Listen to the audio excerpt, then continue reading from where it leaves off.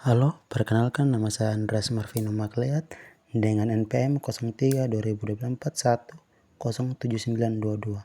Hari ini saya akan mempresentasikan investigasi perkembangan teknologi baterai alkalin di Indonesia.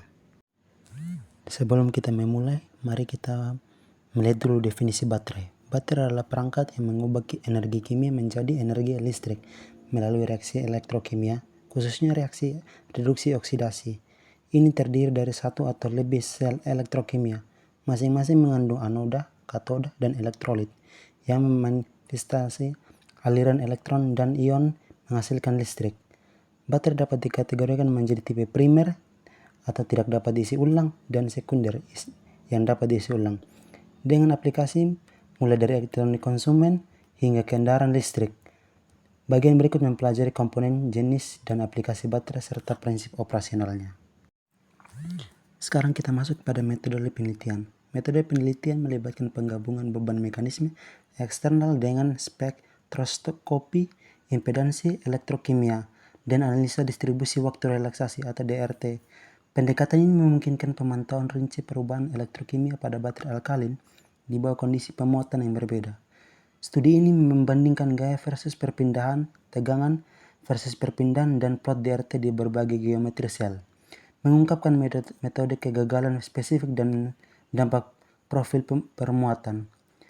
Pemodelan numerik lebih lanjut mendukung temuan dengan memprediksi lokasi deformasi di dalam sel berdasarkan kondisi pemuatan yang diterapkan. Sekarang kita akan masuk dalam hasil dan pembahasan. Teknologi baterai alkalin.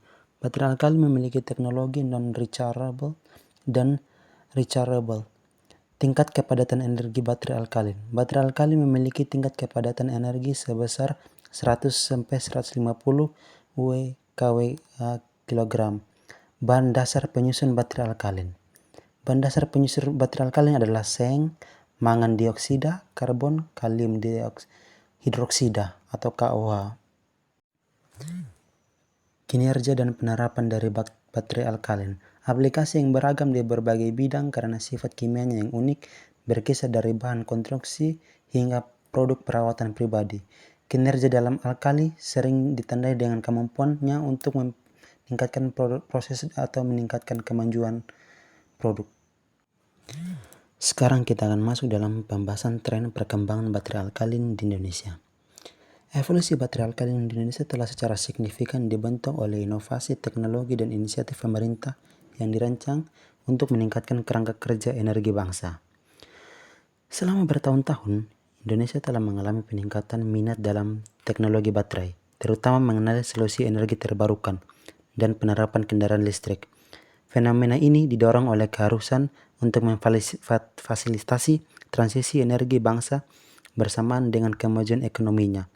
Bagian selanjutnya menggambarkan analisa komprehensif tentang tren dan determinan yang mempengaruhi perkembangan baterai alkalin di Indonesia. Seperti yang Anda lihat di tabel, kami memiliki 15 metode, yaitu grafen, elektrolit metal, ketiga membran anion, keempat kobalt oksidasi, kelima keramik litium, keenam molekul organik, ketujuh oksidasi etanol, ke-8 sintesis membran penukar anion atau AEM, ke-9 elektron fenazin, ke-10 nano FeMnO2, ke-11 membran polybenzimadol, ke-12 doping ion magnesium, ke-13 poli, ke-14 sintetis ZnMnCO LDH atau pilopirol, ke-15 serbuk nano ZnMn2O4. Dari ke-15 metode tersebut kami mendapatkan hasilnya, yaitu konduktivitas. Yang pertama adalah yang tertinggi adalah grepanin dan yang terendah adalah M organia. Yang kedua adalah kepadatan arus dengan yang tertinggi fenazin dan yang terendah adalah etanol Z2Mn. Dan yang ketiga adalah ketahanan, yang tertinggi organik dan yang terendah adalah kalitium. Future prospect baterai alkalin. Dimensi ekonomi yang terkait dengan baterai alkalin mencakup beragam pertimbangan, mulai dari pengeluaran yang terkait dengan produksi dan daur ulang, hingga prospek pemulihan energi dan konsekuensi dari efisien dalam pemanfaatan. Baterai alkalin banyak digunakan karena efektivitas biaya dan aksesibilitasnya yang luas. Namun, mereka secara bersamaan menghadirkan tantangan dan prospek ekonomi terkait pengelolaan limbah dan reklamasi sumber daya. Wacana ini menggali aspek ekonomi, berkonsentrasi pada biaya produksi, potensi daur ulang, dan kapasitas untuk pemulihan energi. Sekarang kita akan masuk pada inovasi baterai alkalin. Kemajuan dalam teknologi baterai alkalin telah secara nyata meningkatkan kemanjuran operasional, standar keselamatan, dan efisien keseluruhan. Penelitian kontemporer telah berkonsentrasi pada peningkatan kapasitas pelepasan, penggabungan bahan untuk memperpanjang umur, dan menyempurnakan formulasi elektrolit. Inovasi semacam ini sangat penting untuk mengatasi meningkatnya permintaan untuk alternatif penyimpanan energi yang dapat diandalkan. Ya, sekarang kita akan masuk pada kesimpulan. Baterai alkalin merupakan teknologi penyimpanan energi yang memiliki potensi signifikan. Meskipun telah tergeser oleh teknologi lithium ion dalam beberapa dekade terakhir, namun dengan meningkatnya kebutuhan untuk solusi penyimpanan energi jangka panjang yang berkelanjutan dan aman, ANZRB kembali menarik perhatian khususnya dalam aplikasi penyimpanan energi skala besar dan sebagai alternatif yang lebih aman daripada baterai lithium ion.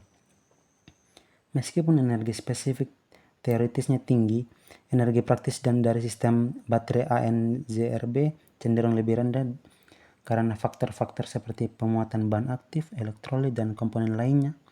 Selain itu, degradasi anoda yang diakibatkan oleh pembentukan dendrit dan mekanisme lainnya membatasi siklus hidupnya hanya mencapai sekitar 500 siklus pada kedalaman dewit penuh. Sekian presentasi dari saya, maaf jika ada salah kata dan penggunaan kata yang kurang pantas. Terima kasih.